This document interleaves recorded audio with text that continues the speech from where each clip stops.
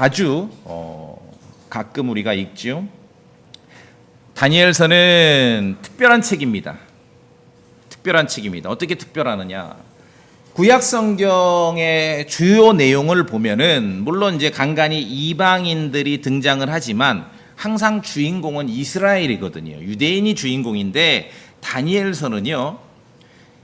이스라엘 자손들이 유대인들이 완전히 힘이 빠진 그 시대에 이방인 왕국들이 어떻게 이렇게 흥망성쇠를 경험할지 이방인 왕국들의 역사를 알려줍니다. 말하자면 다니엘서가 특별하다는 것은 다른 책은 다 유대인들이 주인공인데 다니엘서만큼은 이방인들이 주요 관심 대상이에요. 이방인들의 시간이 어떻게 이어지고 아울러 세계 질서가 오늘날 많은 현대인들이 또는 크리스천들이 관심 있어하는 세계 질서가 어떻게 변할지를 보여주는 것입니다. 그러니까 하나님께서 계획하신 세상이 세계 질서가 어떻게 펼쳐질지 궁금하면은 뉴스를 볼 게 아니라 다니엘서를 읽으면 되거든요. 다니엘서를. 뉴스를 통해서 종말을 안다고 하는 사람들, 내가 뉴스를 통해 종말을 안다라고 하기 전에 먼저 하나님의 말씀 다니엘서를 통해서 하나님께서 보여주신 하나님께서 설계하신 국제 정세, 세계 정세가 어떻게 펼쳐질지를 먼저 알아야죠. 알아야 됩니다. 자, 그래서 다니엘서는 그런 면에서 특별합니다. 다니엘서의 주인공인 다니엘도 특별합니다. 아주 특별한 사람이에요. 구약의 인물 중에 굉장히 인기 많잖아요. 우리 아는 사람도 이름이 다니엘이라는 사람 꽤 많죠? 다니엘은 특별한 사람입니다. 노아, 욥과 더불어 3대 의인으로 언급되고 있습니다. 이들의 의로움으로 자기의 목숨은 건질 거라고까지 성경은 기록하고 있습니다. 다니엘은 남유다 왕국 여호야김 때 이제 왕의 이름이 나오면 한 번쯤은 이렇게 기억해 주셔야 됩니다. 누굽니까? 여호야김 때 바벨론 왕 느부갓네살에 의해 바벨론으로 끌려갔습니다. 다니엘은 이스라엘의 왕족이거나 귀족 집안 출신입니다. 그래서 바벨론에 가서 바벨론의 엘리트 교육을 받을 수 있었습니다. 그 고대 바벨론의 정책이 그러했거든요. 다니엘은 고대인의 평균 수명과 비교해 보자면 매우 장수했어요. 오래 살았어요. 정확하지는 않지만 80 넘어서 90 가까이까지 살았던 것 같아요. 그 시대 사람들의 평균 수명을 보자면 이건 굉장히 오래 산 거예요. 왜 이렇게 다니엘이 오래 산 것이 중요한가? 우리가 구약의 역사에서 이스라엘 자손들의 역사에서 남유다 왕국이 결국은 3번에 걸친 바벨론의 느부갓네살의 침공에 의해서 마지막으로 시드기야 11년에 완전히 예루살렘이 성전이 파괴되는 것을 우리가 알고 있습니다. 예레미야가 예언했는데 바벨론 시대가 70년간 지속될 거라고 하나님의 말씀을 그렇게 증언하고 있는데 다니엘은요 바벨론 시대 70년을 처음부터 끝까지 체험한 유일한 사람이에요. 이게 그래서 중요해요. 대단한 사람인 거죠. 이스라엘 역사의 바벨론기 70년을 처음부터 끝까지 체험한 사람이에요. 자, 우리가 이제 배경을 좀 알고자 앞으로 가시면은 역대기야 36장이 있습니다. 역대기야 36장. 역대기하 36장.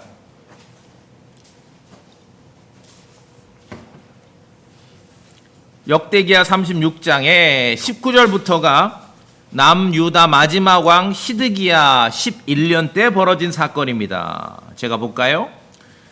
역대기야 36장 19절. 또 그들이 하나님의 집을 불태우고 이때 이제 성전이 완전히 불태워집니다. 시드기야 11년에 예루살렘 성벽을 헐며 그곳의 모든 궁궐을 불태우고 그곳의 모든 좋은 기구들을 부수었으며 칼을 피해 살아남은 자들은 그가 바벨론으로 사로잡아 가매. 자, 3번에 걸쳐서 사로잡아 갑니다.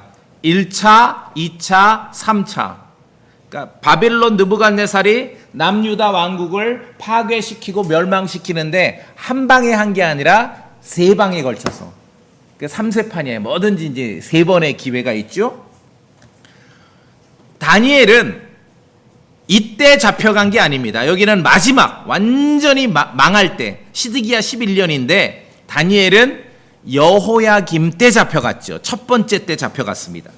자, 그가 바빌론으로 사로잡아가매 그들이 거기서 페르시아 왕이 통치할 때까지 그와 그의 아들들의 종이 되었더라. 우리 21절 성도님들 읽어보시겠습니까? 이로써 시작. 이로써 예레미야의 입으로 하신 주의 말씀이 성취되어 마침내 그 땅이 자기의 안식을 누렸으니 70년을 성취하기 위해 그 땅이 황폐하게 남아있는 동안 그 땅이 안식을 지켰더라. 예, 바빌론 느부갓네살이 남유다를 이제 침공에 들어오는데 막 잡혀가고 하니까 이 유대인들은 궁금했을 거 아니에요. 아, 얼마나 이 바빌론에 의한 이 식민지살이가 얼마나 오래될까? 그때 예레미야를 통해서 주님 말씀하셨죠. 70년이다. 70년.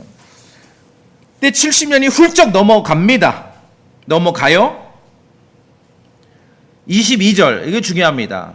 구약의 역사의 분기점이죠. 구약의 이스라엘 역사를 한번 이렇게 완전히 바꿀 수 있는 그런 분기점입니다. 이게 저랑 함께 읽어보겠습니다. 22절 시작. 한편 페르시아 왕 고레스의 제1년에 주께서 예루살렘으로 하신 주의 말씀을 이루시려고 페르시아 왕 고레스의 영을 움직이심에 그가 자기의 온 왕국 전역에 선포하고 그것을 글로도 기록하여 이르되 뭐라고 했냐면은 예루살렘에 가서 하나님의 집을 건축하라, 성전을 건축하라는 거예요. 그것이 고레스 왕 1년에 명령이 떨어졌습니다.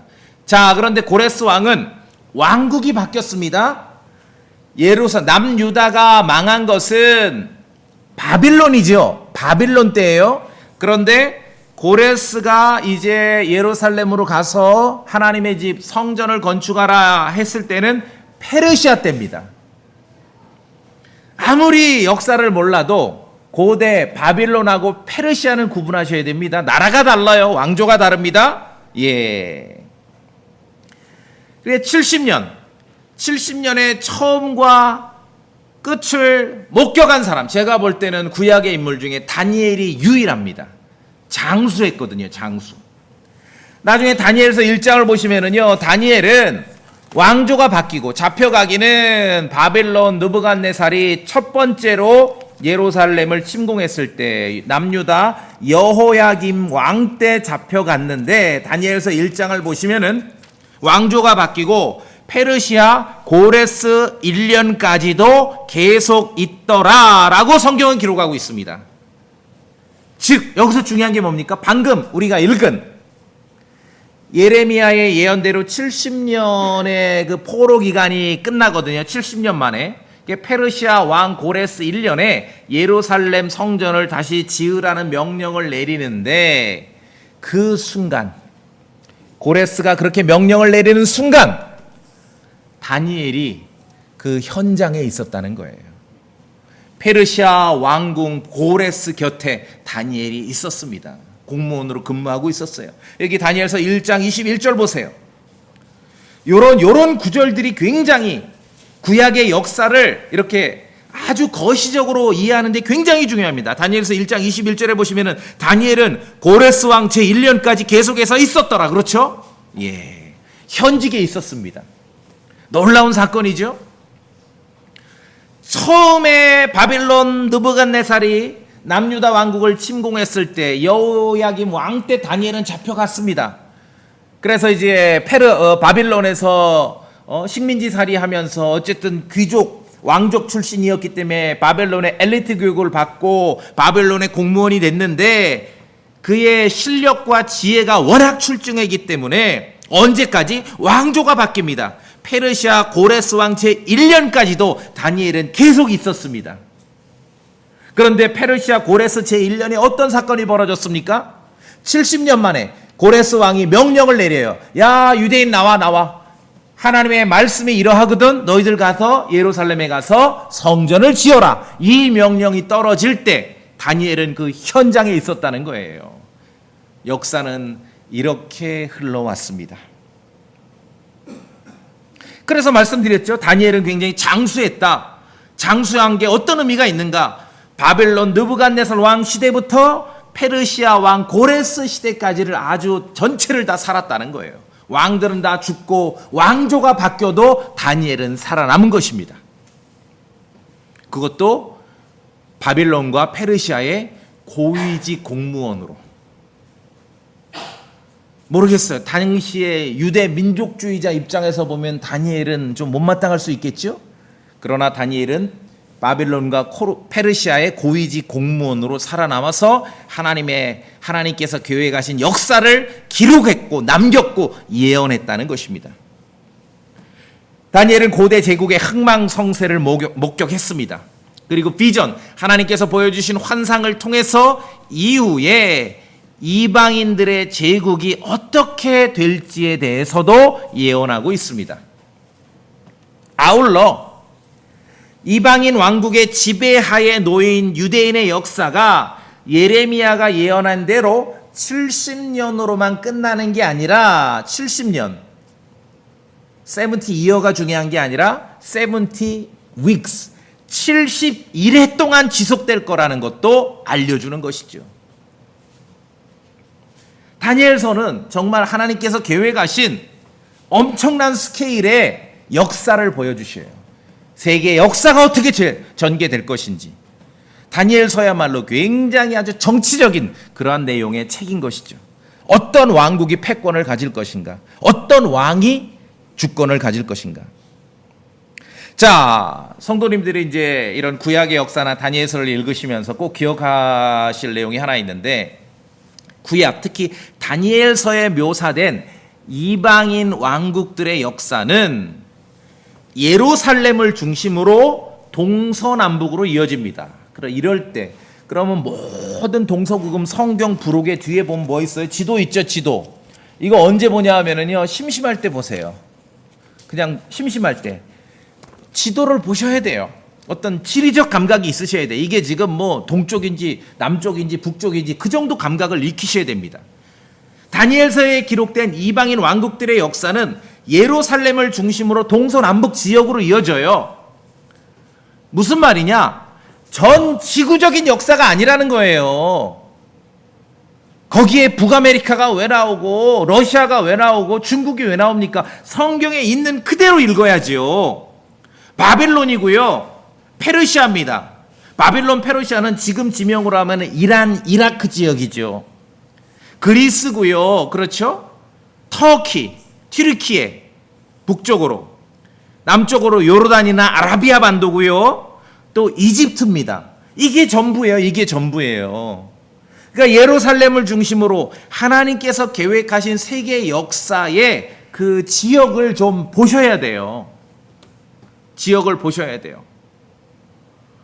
도대체 이 토종 이단들 너무너무 한심해요. 무슨 뭐 동방의 메시아 어디 한반도에서 나오냐고요. 코레아에서. 하나님께서 그렇게 말씀하신 적이 없거든요.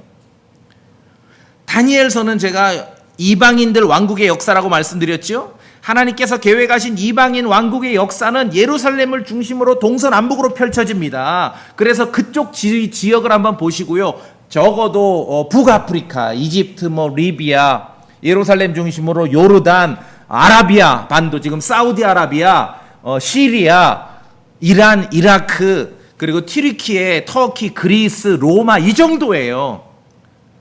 그러니까 지중해 근처 그 지역이지요. 예. 성경의 세계사는 여기에서 펼쳐집니다. 성경에서 예언한 종말의 세계사도 이 동네에서 펼쳐져요. 다른 걸 얘기하신 적이 없어요. 그런데 뉴스를 보며 종말론 하면은 왜 종말의 사건에 미국이 나오고 영국이 나오고 러시아가 나오고 중국이 나오고, 성경에서 그렇게 읽을 수 있는 근거가 단 한 구절도 없어요. 그렇게 읽을 리도 없고 읽을 수도 없습니다. 자, 다니엘을 통해서 느부갓네살의 꿈과 그의 해석을 통해서 하나님께서 계획하신 아주 장엄한 인류 역사, 이방인들 왕국의 미래를 보여주십니다. 자, 처음에 보시면은 다시 본문으로 가셔서 이 형상을, 느부갓네살의 꿈의 형상을 봤는데 이 형상은 5 파트로 구분이 됩니다. 금으로 된 머리고 은으로 된 가슴과 팔이고 노수로 된 배와 넓적다리고 쇠로 된 다리고 새와 진흙으로 결합된 발이고 5파트로 구분이 됩니다. 그런데 처음에 자 오늘 본문에서 36절을 다시 보시면은 지금 이제 이 꿈에 본 것은 큰 형상이고 지금 36절부터 다니엘이 말하는 것은 꿈의 해석이라고 말하잖아요. 여러분 보셨습니까? 바벨론 느부갓네살이 꾼 그 큰 형상, 그 형상에 대한 해석을 주는 거예요. 해석. 느부갓네살이 본 거는 그냥 큰 형상이에요. 금으로 된 머리가 있고 은으로 된 가슴과 팔을 가졌고 노수로 된 배와 넓적다리가 있고 쇠로 된 다리와 쇠와 진흙으로 섞인 발을 가진 어떤 형상, 사람을 닮은 형상을 본 것뿐입니다. 그런데 하나님께서 다니엘을 통해서 이 형상이 무엇인지를 알려주시는 거예요. 꿈의 해석이다. 38절의 끝부분에 보시면은 여기서 왕은 느부갓네살이죠. 바벨론은 느부갓네살입니다. 이 금머리이니이다. 아하, 해석이 나와. 이 금머리입니다. 금으로 된 머리는 바로 느부갓네살의 바벨론의 느부갓네살을 상징하는 겁니다. 그렇게 해석을 합니다. 자, 성경에서 지금 보세요. 느부갓네살은 이제 바빌론의 고대 바빌론 제국의 왕이죠. 이어서 이제 페르시아도 나오고 그리스도 나오고 로마도 나와요. 성도님들 한번 제가 물어볼게요. 성경에서 바빌론이라고 써 있어요. 그러면 어느 나라예요? 그 나라는? 바빌론이라고 써 있으면 어느 나라예요? 영국이에요? 미국이에요? 성경에서 페르시아라고 써 있으면 어느 나라예요? 로마라고 써 있으면. 그거 잊지 마세요. 그거 잊지 마세요. 제가 이제 바빌론을 바빌론이라고 이렇게 설명을 하고서 AI에게 물어봤더니 이건 굉장히 아주 독특한 해석인데 정통 주류 신학하고는 다르대. 그 정통 주류 신학은 뭐냐? 그러니까 여기 바빌론은 로마라고 해석을 해야 돼. 아니 바빌론은 바빌론이지 왜 로마냐고요. 자, 바빌론이라고 써 있으면 그거는 어느 나라입니까? 바빌론이에요. 페르시아라고 써 있으면 페르시아. 로마라고 써 있으면 로마. 예루살렘을 중심으로 동서남북으로 있는 이방인들 왕국의 역사가 하나님께서 설계하시고 계획하신 인류 역사, 정치적인 그러한 미래를 보여주시는 거예요. 성령님께서 영국이란 단어를 모르셔서 안 쓰셨겠어요? 성령님께서 러시아라는 단어를 모르셔서 안 쓰셨겠냐고요. 그 나라가 아니라 바빌론이기 때문에 바빌론이라고 쓴 거고 페르시아이기 때문에 페르시아라고 쓴 거고 그리스이기 때문에 그리스라고 쓴 겁니다. 그렇죠? 그냥 써놓은 대로 믿는 거예요, 우리는. 자, 오늘 이제 본문 보시면은 느부갓네살의 꿈과 그 해석을 통해 이방인 왕국들의 역사를 구체적으로 보여줍니다. 이건 정말 대단합니다. 엄청난 수백 년, 수천 년 세계사를 보여주는 것이에요. 아니 이거를 무시하고 무슨 뉴스를 보면서 맨날 얘기를 하냐고요. 자, 그래서 바빌론 느부갓네살이 꾸는 꿈을 이제 다니엘이 해석을 합니다. 꿈의 해석이라고 분명히 밝히죠. 성경에서 하나님께서는 때때로 꿈을 통해 사람이 꾸는 꿈을 통해 말씀하시기도 했습니다. 히브리서 1장에 있는 대로 하나님께서 말씀하시는 방식은 여러 시대에 걸쳐 다양한 방식으로 말씀하셨어요. 우리처럼 신구약 성경이 창세기부터 계시록까지 이렇게 완성돼서 내 손에 딱 들려지기 전까지 그 앞전 시대에는 완성된 성경이 없을 때는 하나님께서 다양한 방식으로 말씀하셨는데 그 중에 하나가 꿈입니다. 그러니까 꿈이 있다고 하니까 많은 현대 크리스천들이 자기가 느부갓네살이나 요셉인 줄 알아요. 여전히 하나님께서 꿈을 통해 계시한다고 생각하는 사람들이 꽤 많습니다. 그렇죠? 그거는 헛된 꿈입니다. 전도서 말씀해 보시면은요. 꿈을 통해 뭔가를 알 수 있고 계시를 하실 수 있고 뭔가 꿈을 통해 뭔가를 미래를 예견할 수 있다라는 것이 샤머니즘 플러스 성경에 막 꿈이 나오니까 요셉의 꿈도 나오고 느부갓네살 꿈도 나오니까 하나님도 그렇게 하시지 않는가. 예전에 그렇게 하셨죠. 지금은 아닙니다. 그런데 많은 사람들이 착각하는 게 있어요. 꿈은요, 미래를 예측하지 않습니다. 전도서 5장 3절 말씀에 꿈은 일이 많아 생기고, 꿈은요 여러분의 경험에 기반합니다. 여러분이 막 바쁘게 살아가는 그 일들이, 경험하고 그런 모든 일들이 막 짬뽕처럼 모아져서 꿈을 꾸는 거예요. 자, 한 가지 이제 실제적인 예. 수학 문제 못 풀잖아요. 그 문제 꿈에서도 못 풀어요. 진짜예요. 여러분이 외운 영어 단어 이상으로 꿈에서 영어 발음할 수 없습니다. 왜? 꿈은 미래를 예견하는 게 아니라 내 경험을 기반으로 하기 때문에. 하나님 말씀에 꿈은 일이 많아 생기고, 그렇죠? 요새 막 꿈이 너무 많고 막 꿈이 너무 복잡해. 꿈이. 쉬세요. 그렇게 얘기해야죠. 좀 쉬세요. 자, 다시 느부갓네살 꿈속에 큰 영상을 보았습니다. 5 부분으로 되어 있다고 말씀드렸죠? 뭐 외울 필요는 없습니다. 그냥 한번 들으시면 돼요. 금으로 된 머리고요, 은으로 된 가슴과 팔이고, 노수로 된 배와 넓적다리고, 쇠로 된 다리고, 쇠와 진흙으로 된 발이고, 그리고 마지막으로 사람 손을 대지를 않았는데 잘려나온 돌이 날아와서 이 형상을 때려 산산조각 내고 박살내고, 그 돌이 오히려 큰 산이 되어서 온 땅을 채운다. 이게 꿈의 내용이에요. 꿈의 내용인데, 우리가 38절에 보았듯이 해석은 왕은이 금머리이니이다. 금머리이니이다. 금으로 된 머리가, 그 형상의 머리가 바벨론의 느부갓네살이라는 것이에요. 이 꿈이 왜 주어졌는가? 결론이 45절에 나옵니다. 중간에 보시면은 45절, 위대하신 하나님께서, 참으로 위대하시죠? 수백 년, 수천 년 인류 역사의 미래를 예언하셨습니다. 위대하신 하나님께서 이후에 있을 일을 왕에게 알리셨나이다. 느부갓네살에게. 그 꿈은 확실하며 그 꿈의 해석은 확실하니이다. 이렇게 기록하고 있습니다. 바벨론 느부갓네살 왕부터 이후에 있을 일들을, 왕들과 왕국의 역사를 하나님께서 알려주시는 거다. 이게 유대인의 역사가 아니라 이방인 왕국들의 역사이기 때문에 바벨론 느부갓네살에게 지금 그 꿈이 임한 거예요. 바벨론 느부갓네살이 개인적으로 좋은 사람인지 뭐 나쁜 사람인지 모르겠지만 하나님께서 느부갓네살을 내 종이라고 일컬으신 적도 있는 것이거든요. 미래를 보여주시는 거예요. 하나님께서, 위대하신 하나님께서 왕국들의 역사를 보여주시는 거예요. 이방인들의 왕의 역사, 왕들과 왕국의 역사입니다. 자, 성경 특히 구약을 읽으실 때 이 점은 하나 기억해 두세요. 성경에서요, 왕, 킹은 킹덤, 왕하고 같습니다. 그 왕이 어떠하냐에 따라서 그 왕도 어떠한 거예요. 왕이 나쁜 왕이면은 그 왕국도 나쁜 왕국이에요. 왕이 좋은 왕이면은 왕국도 좋은 왕국이에요. 바빌론의 느부갓네살이 통치해요. 그 왕국은 느부갓네살처럼 되는 거예요. 그래서 왕과 왕국은 같게 평가를 합니다.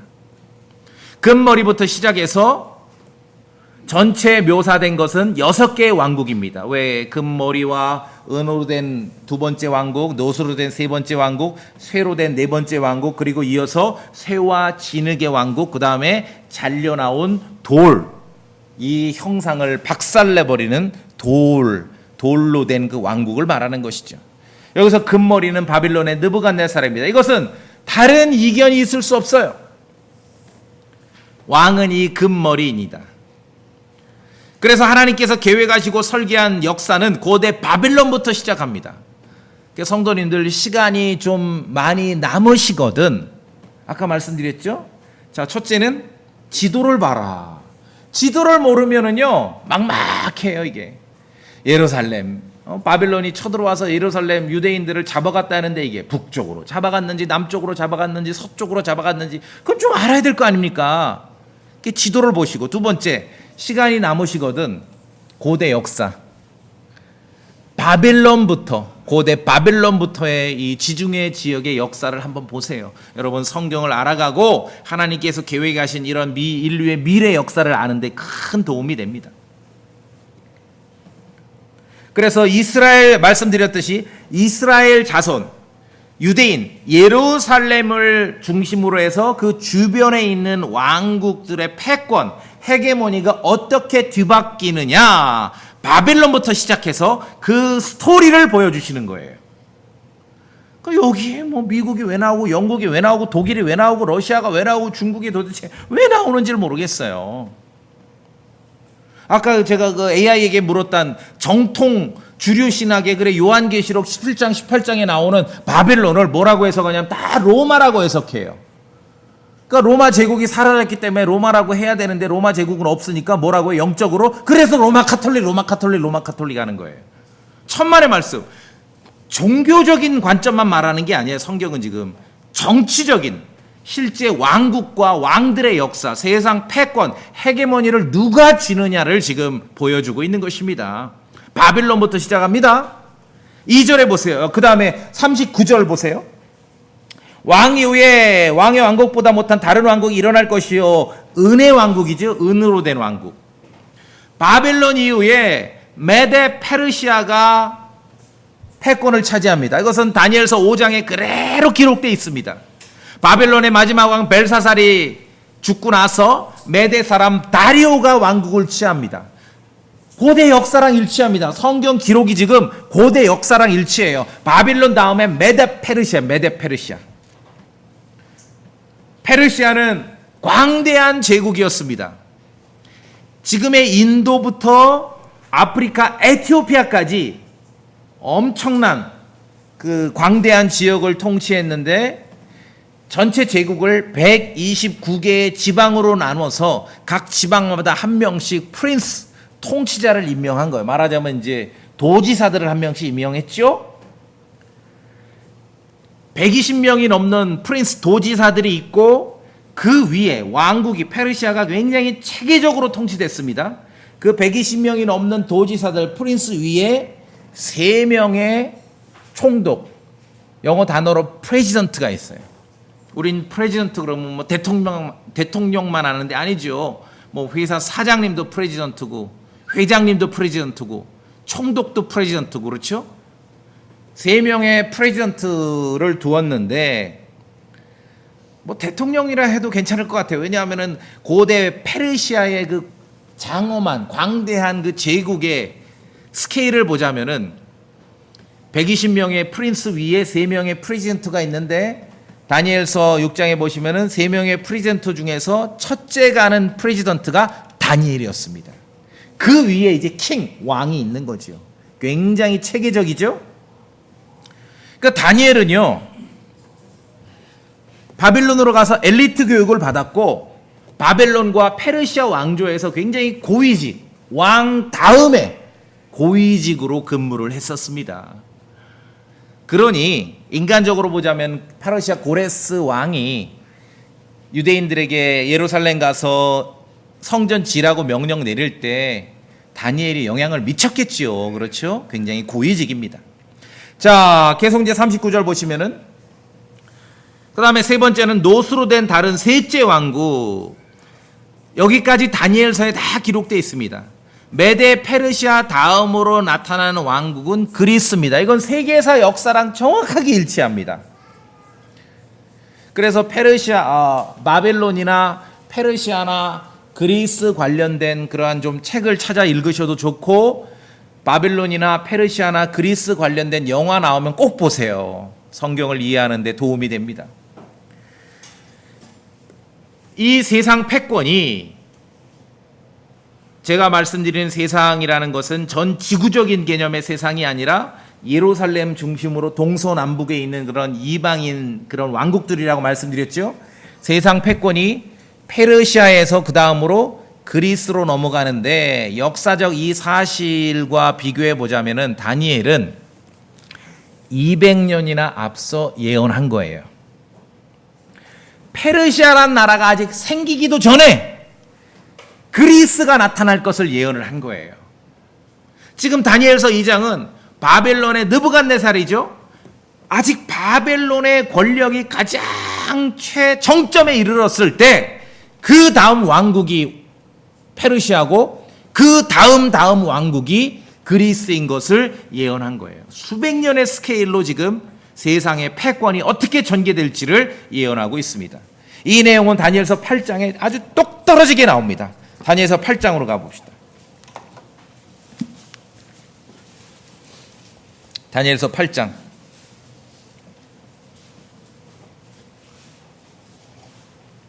8장은 전체 내용은 나중에 여러분 끝나고 읽어보세요.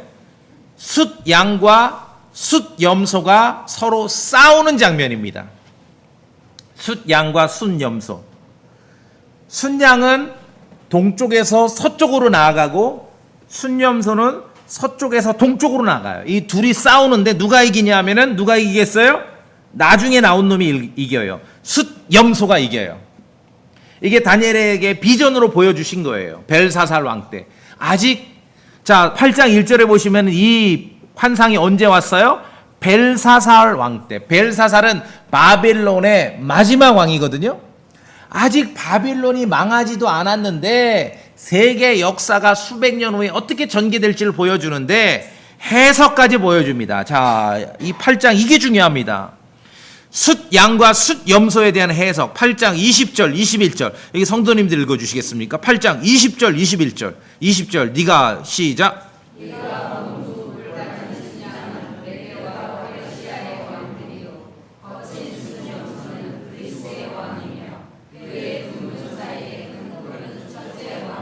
그러니까 세상 정치와 세상 패권이 어떻게 될지는 뉴스보다도 다니엘서를 읽고 연구해야 됩니다. 아직 바빌론 왕국이 짱짱하고 있는데 짱짱한 시절에 그 다음에 페르시아가 올 것이고 그 이후에 그리스가 올 것을 예언한 거예요. 수백 년 후에 세상 패권을 누가 가질 것인지를. 이것은 세상 역사와 그대로 일치합니다. 바빌론 다음에 페르시아고 페르시아 다음에 그리스거든요. 뿐만 아니라 실명으로 기록되진 않았지만 우리는 역사에서 알고 있죠. 알렉산더 대왕이 출현할 것을 묘사하고 있고 뿐만 아니라 알렉산더 대왕이 동방 원정길에 금방 죽거든요. 죽은 다음에 그의 제국의 역사에서 보시면은 4개로 분열을 하거든요. 말씀드렸잖아요. 이 고대사 시간 나시거든 고대사 찾아 읽어보시라고요. 알렉산더 사후에 헬라 제국이 4개로 분열되는데 그 내용 수백 년 후에 200년 후에 250년 후에 있을 그 사건을 다니엘을 통해서 하나님께서 미리 보여주신 것이에요. 제가 한 구절 더 봅니다. 22절. 그런데 왜냐하면은 숫염소는 그리스라 그랬죠. 큰 뿔은 첫째 왕. 첫째 왕이 누구였어요? 알렉산더죠. 그런데 그것이 꺾이고 그것 대신에 4개가 일어났으므로 4왕국. 그러니까 숫염소 첫째 왕이 꺾이고 숫염소 대신에 4개의 왕국이 일어나는 거예요. 이건 역사적 이 제국의 고대 제국의 역사랑 정확하게 일치합니다. 세상 역사와. 다니엘은 그리스라는 왕국이 역사에 출현하기도 전에 200년도 훨씬 전에 그리스에 대해서 묘사하고 있는 것이에요. 아직 바빌론 벨사살 왕 때인데 아직 바벨론의 힘이 막강할 때였는데도 그 다음의 왕국이 페르시아고 그 다음 왕국이 그리스가 될 것을 기록하고 있습니다. 2장에 나오는 그 형상으로 비교하자면은 은혜 왕국이고 페르시아, 금 왕국은 바벨론이고 은혜 왕국은 페르시아고 노세 왕국, 셋째 왕국이 그리스인데 페르시아와 그리스의 결말까지 기록하고 있습니다. 세상 역사랑 일치합니다. 그래서 이건 전설이에요. 확인된 건 아니에요. 그냥 전설에 알렉산더 이제 대왕이 동방 원정길에 이 이스라엘 예루살렘 쪽으로든지 점령을 하거든요. 그때 유대인들이 알렉산더 면담 신청해 가지고 다니엘서 8장을 읽어줬대요. 이미 우리 조상이 수백 년 전에 당신에 대해서 예언했다. 그래서 예루살렘은 초토화되지 않은 거예요. 이건 전설입니다. 아시겠죠? 네, 전설이에요. 말씀드렸듯이 헬라 제국이 이제 분열해서 네 개로 나뉘어지고 서로 네 개가 경합하고 있을 때 서쪽 저 멀리에서 네 번째 왕국, 느부갓네살의 꿈속에 나오는 그 형상에서 네 번째 왕국, 쇠로 된 왕국이 일어나고 있었습니다. 우리는 이 왕국이, 네 번째 왕국이 로마임을 알 수 있습니다. 그 왕국은 모든 것을 부수어 산산조각 내고 상하게 하리라. 로마가 또 완전히 다 쓸어버리지 않습니까? 그러니까 갈수록 바벨론에서 페르시아, 페르시아에서 그리스, 그리스에서 로마로 갈수록 고대사를 보시면은요, 이 지중해 지역의 땅의 면적이 더 넓어져요. 계속 넓어져요. 네 번째 새 왕국 로마는 신약 성경 사복음 시대에 포함되어 있는 그런 패권 국가입니다. 마태, 마가, 누가, 요한에 나오는 그 왕국이 로마죠. 우리 주님 예수 그리스도의 탄생도 로마 제국 시절에 있었습니다. 누가복음 2장 1절에 보시면 그 당시에 카이사르 아우구스투스, 이게 세계사에 나오는 내용입니다. 카이사르 아우구스투스가 칙령을 내려 온 세상이 조세 등록을 하게 하였는데, 그래서 종합소득세 신고하러 베들레헴까지 갔다가 요셉과 마리아가 거기서 예수님이 탄생하신 것입니다.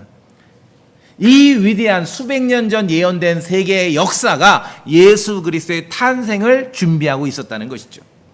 일반 역사책에 보시면 이 카이사르 아우구스투스가 원래 본명은 옥타비아누스예요. 로마 장군이었는데 악티움 해전에서 안토니우스와 한국 사람 잘 알고 있는 클레오파트라 들어보셨죠? 생감자로 만든 클레오파트라. 그 클레오파트라랑 안토니우스의 연합군을 악티움 해전에서 물리치고 나서 옥타비아누스가 로마 제국의 첫 번째 황제가 되는 것이에요. 그 황제가 카이사르 아우구스투스예요. 그때 예수님이 탄생하신 것이에요. 그래서 성경은 다니엘서에서 몇백 년 전부터 이 세계 역사, 정치가, 국제 정치가 어떻게 펼쳐질지를 다니엘서를 통해서 보여주신 거지요. 예루살렘의 역사만으로 하나님께서 지금 계획하신 게 아니에요. 세계 정세가 어떻게 펼쳐질지, 어느 시절에 예수 그리스도께서 오실지를 보여주시는 거죠. 다니엘은 쇠 왕국이 출현하기 전에, 로마가 나타나기 500년 전에 이미 예언을 한 거예요. 그런 막강한 왕국이 출현할 것을. 자, 다시 이제 다니엘서 2장 본문으로 오시면은 다섯 번째 쇠와 진흙이 섞인 이 발과 발가락 왕국이 있습니다. 이방인들 시간의 마지막 왕국이지요. 뭔가 특이해요. 이 왕국은 굉장히 특이합니다. 왜, 뭐가 제일 특이하냐면은 43절을 보시면 알아요. 왕께서 이제 다섯 번째 발과 발가락에 쇠와 진흙, 위에는 쇠만인데 여기는 쇠와 진흙이 섞였어요. 쇠와 진흙이 섞인 것을 보신 것 같이 그들이 자신을 사람들의 씨와 섞을 것이나, 그들이 자신을 사람들의 씨와 섞어? 뭔지 모르겠어요. 누군지. 어쨌든 쇠와 진흙이 섞이지 아니한 같이 그들이 서로에게 달라붙지 못하리라. 아주 특이한 이방인 왕국의 마지막 왕국이 출현을 합니다. 그런데 하늘의 하나님께서 세우실 왕국, 손을 대지 않지만 날아온 돌이 바로 이 쇠와 진흙이 뒤섞인 형상의 이 부분을 때려서 이 형상을 다 산산조각 내고 무너뜨려 버리는 거예요. 쇠와 진흙이 뒤섞인 이 다섯 번째 왕국을 통해서 이방인의 왕국의 역사는 무너지게 되는 것이에요. 돌이 그 형상을 치되, 34절에 쇠와 진흙으로 된 그의 두 발을 쳐서 여기를 때리는 거죠. 날아온 돌이. 결국 우리가 신약까지 아는 우리로서는 쉽게 이해할 수 있습니다. 결국 미래에 죄의 사람이 통치할 왕국입니다. 요한계시록에 등장하는 짐승이 지배할 왕국입니다. 이방인들의 마지막 왕국인 것이죠. 쇠와 진흙이 뒤섞인 발과 발가락의 모습. 그리고 날아온 돌에 맞아서 이 이방인들의 왕국의 역사는 무너지게 될 것입니다. 산산조각 낼 것이에요. 두 발을 쳐서. 그렇게 하늘의 하나님께서 이방인들의 왕국 역사를 멸하시고 결코 멸망하지 아니할 한 왕국을 이 땅에 세우실 것입니다. 그것이 44절이에요. 자, 우리 44절 다시 한번 읽어볼까요? 2장 44절. 이 구절이 하이라이트죠. 하나님께서 계획하신 역사, 왕국과 왕들의 역사의 하이라이트입니다. 44절 시작. 이 왕들의 시대에 하늘의 하나님께서 결코 멸망하지 아니할 한 왕국을 세우실 터이니 그 왕국은 다른 백성에게 남겨지지 아니할 것이며 도리어 이 모든 왕국들을 부수어 산산조각 내서 소멸시키고 영원히 서리이다. 요한계시록에 말씀하신 대로 이 세상의 왕국들이 우리 주와 그리스도의 왕국들로 바뀌게 될 것입니다. 그 왕국에서 예수 그리스도께서는 영원 무궁토록 통치하시게 될 것입니다. 그분의 왕국은 끝이 없고 한계가 없을 것이에요. 성경은 그 왕국에 대해서 자세히 묘사합니다. 온 인류가 꿈꿔온 지상 낙원이지요. 이리도 어린 양과 함께 거하고 표범이 암소 새끼와 함께 누우며 젖 먹는 아이가 독사의 구멍에서 놀고 이게 결국은 하나님께서 세우실 그 왕국의 모습이죠. 다니엘서를 통해서 바빌론으로부터 메데페르시아, 그리스, 로마 그리고 신비한 아주 이상한 왕국 그리고 돌로 묘사되는 이제 그리스도의 왕국으로 다니엘을 통해서 하나님께서 계획하시고 설계하신 이 땅의 역사, 정치적인 역사, 패권을 누가 갖는지를 우리가 그렇게 정리하게 되는 거예요. 가만히 보면은 질문이 나오죠. 아니 그럼 바벨론부터 아무리 많이 쉬어도 바벨론부터 지금 하나님의 왕국, 그리스도 왕국까지 6개밖에 안 되는데 아니 이게 인류 미래란 말입니까? 말도 안 되잖아요. 6개밖에 안 돼요. 그 중에 4개는 이미 지나갔어요. 바벨론, 메데페르시아, 그리스, 로마는 지나갔어요. 아니 이게 말이 안 되죠. 그러니까 말이 안 된다고 하니까 자꾸 여기다 우겨 넣는 거예요. 뭐 이거는 뭐 미국이고 이거는 뭐 중국이고 이건 러시아고 이거는 뭐 뭐고 아니요.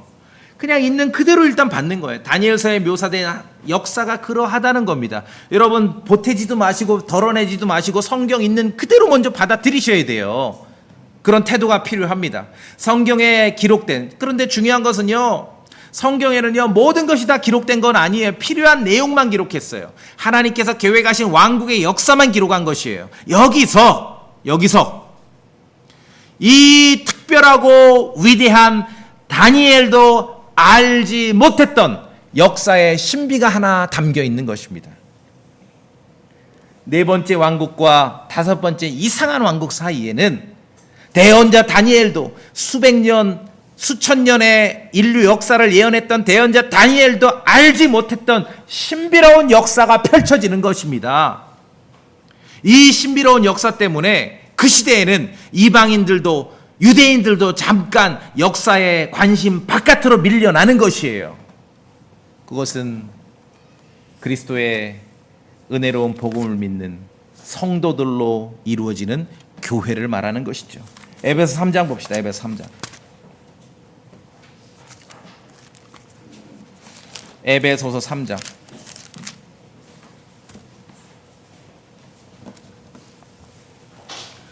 3장 5절.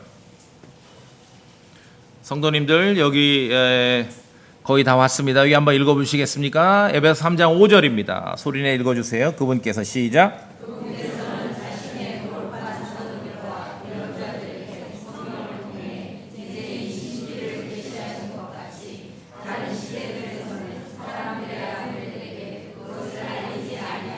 자, 지금 그리스도의 신비에 대한 계시를 하고 있는데 수백 년 미래에 전개될 하나님께서 계획하신 이방인 왕국들의 역사를 예언한 다니엘도 알지 못한 게 하나 있습니다. 그것은 교회를 알지 못했어요. 그것은 신비 속에 가려져 있었거든요. 그래서 6절 보세요. 제가 봅니다. 이 신비는 곧 복음에 의해 이방인들이 그리스도 안에서 동료 상속자가 되고 같은 몸에 속하게 되며 그분의 약속에 참여하는 자가 된다는 것이라 전혀 새로운 역사가 전개되는 겁니다. 자, 9절로 갑니다. 에베소 3장 9절. 저랑 같이 소리내 읽어보겠습니다. 시작. 또 예수 그리스도에 의해 모든 것을 창조하신 하나님 안에서 세상이 시작된 이후로 감춰져 온 이 신비에 참여하는 것이 무엇인지 모든 사람들이 보게 하려 하심이라. 자, 예수 그리스도 안에서 사도 바울을 통해서 이 신비가 계시되기까지는요 아무도 몰랐습니다.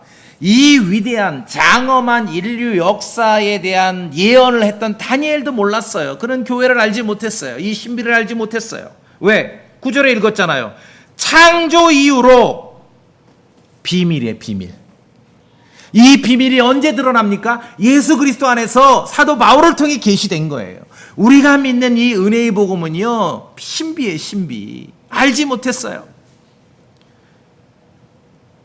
교회를 알지 못해. 그래서 성경에서 말하는, 에베소서에서 방금 읽은 성경에서 말하는 교회, 그리스도의 복음 안에서 이루어지는 이 교회를 알지 못하면요 제가 장담합니다. 하나님께서 계획하신 국제 정세 알 수 없습니다. 성경에는 있지도 않은 엉뚱한 소리들을 하는 거예요. 성경에는 바빌론, 페르시아, 그리스, 로마인데 자꾸 뭐 영국이 어떻고 러시아가 어떻고, 이거는 국제 정치 전공한 교수님들에게 맡기라고요. 그렇죠? 성경도 안 읽고 역사책도 안 읽은 목사들이 나설 일이 아니지요. 교회를 알지 못하면은요 제대로 된 종말론을 알 수가 없습니다. 지금 그리스도의 복음이 선포되는 이 시대는 유대인도 주인공이 아니고 역사의 주인공이 아니고 이방인의 왕국들도 주인공이 아니에요. 이 시대는 교회가 역사의 주인공이에요. 이 신비를 다니엘도 알지를 못했어요. 그냥 그 왕국의 역사가 6개, 5개, 6개로만 지속된 줄 아는 것이죠.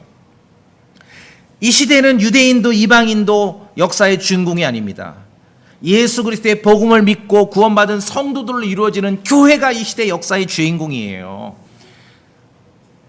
이 시대의 성경 예언을 말한다면서 무슨 뭐 유럽 연합이 어쩌고 그냥 그러면 덮어버리시면 돼요. 아시겠죠? 시간 낭비입니다. 자, 골로새 1장.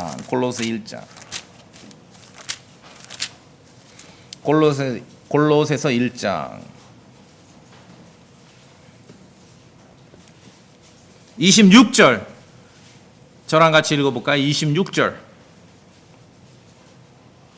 골로새서 1장 26절입니다.